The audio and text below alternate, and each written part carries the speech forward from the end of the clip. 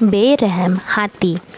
ایک دفعہ کا ذکر ہے، ایک جنگل میں ایک خطرناک ہاتھی رہتا تھا۔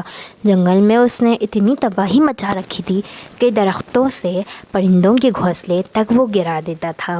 اس بے رحم ہاتھی سے تو جنگل کا بادشاہ یعنی کہ شیر بھی ڈرتا تھا۔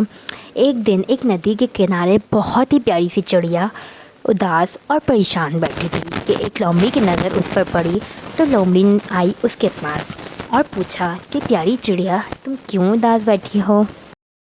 چڑیا نے بولا، کیا بتاؤں لومڑی بہن، آپ کو تو اس بے رحم ہاتھی کا پتہ ہی ہے، اس کی وجہ سے میرے انڈے بھی ٹوٹ گئے اور میرا گھونسلہ بھی توڑ دیا اس نے۔ اتنے میں لومڑی کہتی ہے، پیاری چڑیا تم اداس نہ ہو، اس ہاتھی کا حل میرے پاس ہے، میں نے ڈھونڈ لیا ہے۔ پھر لومڑی ہاتھی کے پاس جاتی ہے اور بولتی ہے، ہاتھی راجا آپ تو مہان ہو، آپ نے تو جنگل میں دھوم ہی مچا دی، شیر تک آپ سے ڈرتا ہے۔ واہ بہت خوب، بس ایک ہی بات کا افسوس ہے، آپ نے جنگل کا جھرنا نہیں دیکھا۔ چلے آئیں میں آپ کو جنگل کا جھرنا دکھاتی ہوں۔ ہاتھی لومڑی کی بات سن کر لومڑی کے ساتھ چلنے لگتا ہے، مگر اس جھرنے کے نیچے دلدل ہوتا ہے۔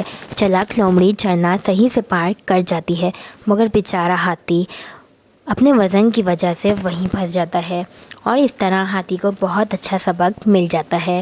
جنگل میں بہت سکون ہو جاتا ہے اور پیاری چڑیا اپنا بہت خوبصورت گھر بنا لیتی ہے اور وہاں خوشی خوشی رہنے لگتی ہے۔